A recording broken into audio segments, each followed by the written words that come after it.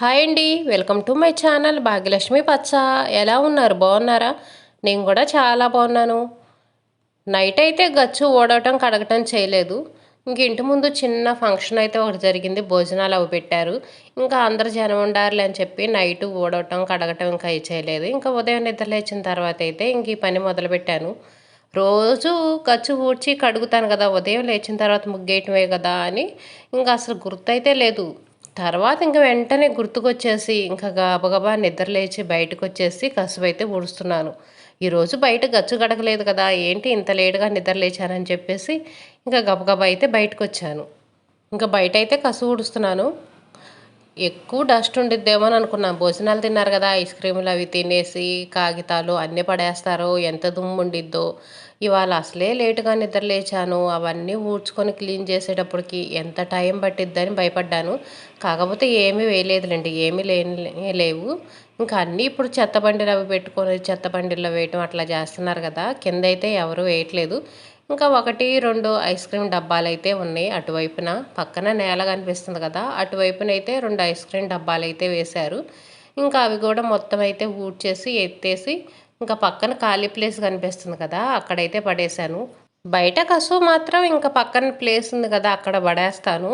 ఇంక ఇంట్లో కసువు అయితే మాత్రం తీసుకొచ్చి బయట అయితే పడేయను. డస్ట్బిన్ ఒకటి ఉంటుంది కదా, అందులో అయితే వేసుకుంటాను. బయటది మాత్రం ఇంక ఇంట్లోకి ఎక్కడ తీసుకెళ్తావులే, మరి చెత్త అనేది ఎక్కువగా వచ్చిద్ది, ఇంకా అక్కడైతే బయట పడేస్తాను.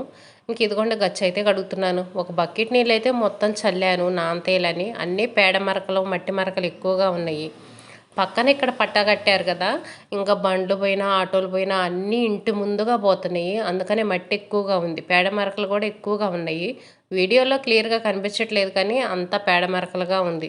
ఇంకా అందుకని చీపురు తీసుకొని అయితే మొత్తం రుద్దేసి నీట్గా అయితే కడగల. పేడ మరకలు త్వరగా పోవండి, మట్టి అయితే కానీ పేడ మరక మాత్రం పోదు. మరక అనేది అలాగనే ఉంటుంది. అరుగులైతే నీట్గా కడుగుతున్నాను. అరుగుల మీద ఎవరో ఒకరు కూర్చుంటారు కదా, మట్టి అడుగులు ఉంటాయిలే అని ఇంకా అరుగులు మాత్రం నీట్గా కడిగేశాను. ఐస్ క్రీములు అవి తింటా మరకలు పడ్డాయి కొంచెం. ఇంకా అందుకని వాటర్ పోసి అయితే మొత్తం నీట్గా రుద్దేసి అయితే కడుగుతున్నాను. ఇక్కడ ముగ్గేసే ప్లేస్ కాడైతే పేడ మరకలు ఎక్కువగా ఉన్నాయి. గచ్చు కడగటానికి మాత్రం నేను 2 బకెట్ల నీళ్ళు అయితే వాడతాను. ఒక బకెట్ నీళ్ళు కల్లాపి చల్లుతాను, ఇంకొక బకెట్ నీళ్ళు అయితే ఇంక ఇలా పోసి అయితే రుద్ది కడుగుతాను. అప్పుడే గచ్చు అనేది నీట్గా ఉంటుంది, మట్టి అనేది లేకుండా ఉండిద్ది. గచ్చు నీట్గా ఉందనుకోండి, మనం బయట నుంచి తొక్కుంటా వస్తాం కదా, ఇంకప్పుడు మట్టి అనేది మన కాళ్ళకి అంటదు, ఇంట్లోకి మురికి అనేది రాకుండా ఉండిద్ది. అందుకని 2 బకెట్లు నీళ్ళు పోసి నీట్గా అయితే కడిగేస్తాను. గచ్చు ఆరేదాకుంటే లేట్ అయిద్దిలే అని ఇంకా ఒక క్లాత్ ఒకటి తీసుకొని మొత్తం అయితే తుడిచాను. బండ్ల తుడిచే కర్ర ఒకటి ఇరిగిపోయింది పాతది. ఆ ఇరిగిపోయిన కర్ర ఇంకా నేను ఇలా తుడవటానికైతే వాడుకుంటాను. కర్ర కాదు, కొంచుంది, కొంచెం ఇరిగిపోయి ఉంది. ఆ కొంచుతోటి ఇంక ఇలా బయట తుడుస్తూ ఉంటాను. తుడిచి వెంటనే ముగ్గేస్తున్నాను. అందుకని ముగ్గు అనేది నీట్గా రావట్లేదు, తడి తడిగా ఉంది. ఇంకా ఇప్పటికే చాలా లేట్ అయిందిలే, మళ్ళీ ఆ గచ్చంతా ఆరిపోయిన దాకా ఉన్నాను అనుకోండి, లేట్ అయింది. వంటగదిలోకి వెళ్ళేసి వంట స్టార్ట్ చేశాను అనుకోండి, ఇంకా ముగ్గేయటం కూడా మర్చిపోయి ఇంకా పిల్లలు స్కూల్కి వెళ్ళిన తర్వాత అప్పుడు బయటకు వస్తాను కదా, అప్పుడు గుర్తుకొచ్చిద్ది ముగ్గేయలేదు అని. అందుకని ఇంకెందుకులే అని చెప్పేసి ఇంకా గచ్చు తుడిచేసి ముగ్గు అయితే వేస్తున్నాను. ముగ్గు కూడా సింపుల్గా చిన్న ముగ్గే వేశాను, చిన్న పద్మం అయితే వేశాను. ఉదయం పూట మాత్రం మా ఇంటి దగ్గర బాగా సందడిగా ఉంటుంది. పొలాలు వెళ్ళే వాళ్ళు అందరు ఇక్కడ కూర్చుంటారు. వేరే ఊర్ల నుంచి కూలోళ్ళు వాళ్ళు వస్తారు కదా, వాళ్ళ కోసం కూర్చుంటారు. మళ్ళీ సాయంత్రం పూట కూలోళ్ళు ఆటోలు వస్తుంటారు. ఇంకా సత్తనపల్లి వెళ్ళే వాళ్ళు ఇక్కడే కూర్చుంటారు. బాగా సందడిగా ఉంటుంది. ఎప్పుడు ఎవరొకళ్ళు ఉంటానే ఉంటారు. మధ్యాహ్నం టైంలో కూడా ఒకళ్ళిద్దరు సత్తనపల్లి వెళ్తా ఆటోల కోసమని కూర్చొని వెయిట్ చేస్తా ఇంక ఎవరొకళ్ళు ఉంటానే ఉంటారు. ఎప్పుడు సందడిగా ఉంటుంది, ఎప్పుడు జనం తిరుగుతూ ఉంటారు.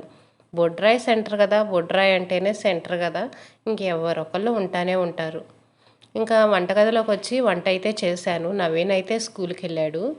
ఈరోజు పొయ్యి మాత్రం మామూలు గలీజ్ లేదండి. ఈరోజు పొయ్యి మాత్రం మొత్తం డీప్ క్లీన్ చేయాలి. సరుపు నీళ్ళు తీసుకొచ్చి మొత్తం సరిపేసి నీట్గా అయితే కడగాలి. నవీన్కి స్నానానికి నీళ్ళు పెట్టాను కదా, అవి బాగా కాగి తెరలి పొయ్యి మీద పడ్డాయి. ఇంకా పొయ్యికి కింద అడుగున ప్లేట్ ఒకటి పెట్టుకుంటా కదా నేను, ఆ ప్లేట్ మీద పడ్డాయి.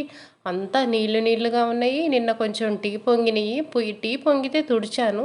అడుగున అయినా కూడా కొంచెం మరకలుగా ఉంది. అందుకని ఈరోజైతే సరుపు నీళ్ళతో కడుగుతున్నాను. టీ పొంగినప్పుడు మామూలు నార్మల్ వాటర్‌తో తుడిచినా సరే అవి బంకగా మరకలుగా ఉంటాయి.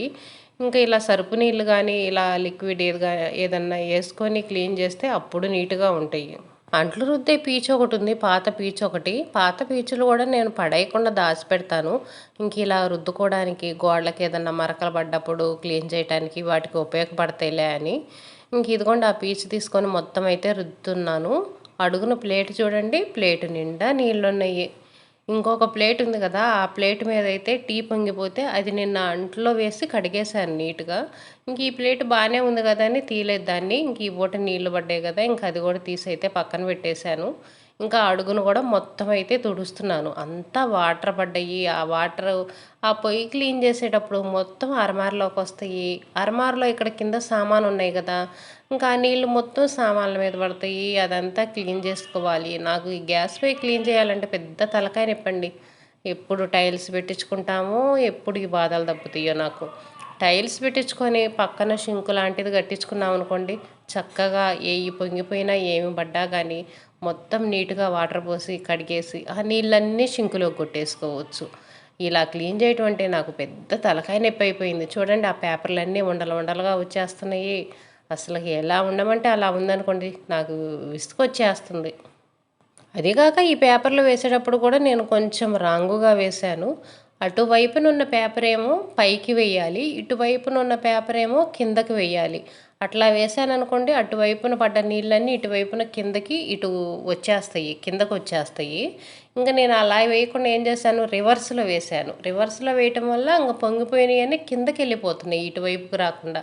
అందుకని ఆ పేపర్ అవన్నీ తీసి సర్దేశాను. పక్కన అట్టలుండేయి గదా! అవి అడ్డంగా ఉన్నాయి తీసి సరిజేయటానికి. అందుకనే వాటిని తీసైతే కింద పెట్టేశాను. ఇప్పుడు పొయ్యనేది నీట్‌గా తుడుస్తున్నాను. అవన్నీ ఉంటే ఇబ్బందిగా ఉంది. తుడవాతి కావట్లేదు. అందుకని అవన్నీ తీసేసి ఇప్పుడైతే క్లీన్ చేస్తున్నాను. సర్పు నీళ్ళతో మొత్తం నీట్‌గా తుడిచేశాను. తుడిచి క్లీన్ చేసేసాను. ఈ బ్యానర్లు, పేపర్లు అవన్నీ తీసి మారుద్దామంటేనేమో కొత్త బ్యానర్‌లయితే ఏమీ లేవు. ఏమీ లేకుండా మళ్ళీ తీసి పడేసినా అదంతా ఖరాబ్ అయిపోయిద్దిలని ఇవైతే తీయట్లేదు. కొత్త బ్యానర్‌లో ఇంకేమన్నా ఉన్నప్పుడు తీసైతే మార్చేసి మళ్ళీ కొత్తవైతే వేసుకోవాలి. మీషోలో స్టిక్కర్లు బుక్ చేద్దాం అనుకున్నాను. కాకపోతే మీషో రావట్లేదు మాకు. ఎందుకనో చాలా రోజుల నుంచి మీషో రావట్లేదు. నేను వీడియోల కోసమని కొంచెం లోడ్ ఎక్కువ అవుతుందని డిలీట్ చేస్తా, ఎక్కిస్తా అలా ఉన్నాము. మరి అందువల్లో ఏమో గానీ మీషో అనేది మాకు రావట్లేదు. ఎన్నాళ్ళ బట్టో చూస్తున్నాము. పిల్లలు ఏదో ఒకటి బుక్ చేయమంటున్నారు. వాచీలు కానీ, గాజులు కానీ అలాంటివి బుక్ చేసుకుందాం అనుకుంటున్నాము. కానీ మీషో మాకు రావట్లేదు. నేను పట్టించుకోలేదు. ఈసారి మీషో కనుక వచ్చిందనుకోండి ఇలాంటివి ఏదో ఒకటి బుక్ చేసుకోవాలి. వేరే యాప్లు ఏమైనా ఎక్కించుకుందాం అనుకున్నా కూడా ఫోన్ లోడ్ అనేది ఎక్కువ ఉండకూడదు కదా! అందుకనే ఏమైతే ఎక్కించలేదు. ఏం చేస్తాం మన మధ్యతరగతి వాళ్ళ జీవితాలు ఇలాగనే ఉంటాయి కదా! అరాకొరా జీవితాలు. ఉన్న దాంట్లో అడ్జస్ట్ అవ్వటమే. ఫోన్ ఏమో తక్కువ క్వాలిటీది కదా! ఎక్కువ లోడ్ అనేది దాని కెపాసిటీ ఉండదు. అందుకని ఉన్న దాంట్లలో ఎలాగోలా అడ్జస్ట్ అవ్వటమే. వ్యూస్ ఎక్కువ వచ్చి సరే డబ్బులన్నా వస్తే మంచి ఫోన్ కొనుక్కోవటమో ఏదో ఒకటి చెయ్యొచ్చు. మనకొచ్చే వ్యూసే అంతంత మాత్రం. రోజుకు రూ. 10 రావటానికే కష్టంగా ఉంది. అలాంటిది కొత్త ఫోన్లు ఏం కొనుక్కుంటాం? రిపేర్లకే రావట్లేదు. ఫోన్లు కింద పడేసుకోవటం, వాటిని రిపేర్లు చేపించుకోవటం ఇదే సరిపోతుంది. నాకు వీడియోల వల్ల డబ్బులు రావటం ఏమో కానీ ఫోన్లు రిపేర్కే ఎక్కువ డబ్బులు అయిపోతున్నాయి. కింద పడేయటం, అది పగలటం, రిపేర్లు చేపించుకోవటం ఇదే సరిపోతుంది. పొయ్యి అయితే మొత్తం నీట్‌గా అయితే తుడిచేసాను. ఇవిగోండి ఈ స్టాండ్‌లో కూడా మొత్తం తుడిచేసాను. ఇప్పుడైతే అన్నం వండుతున్నాను.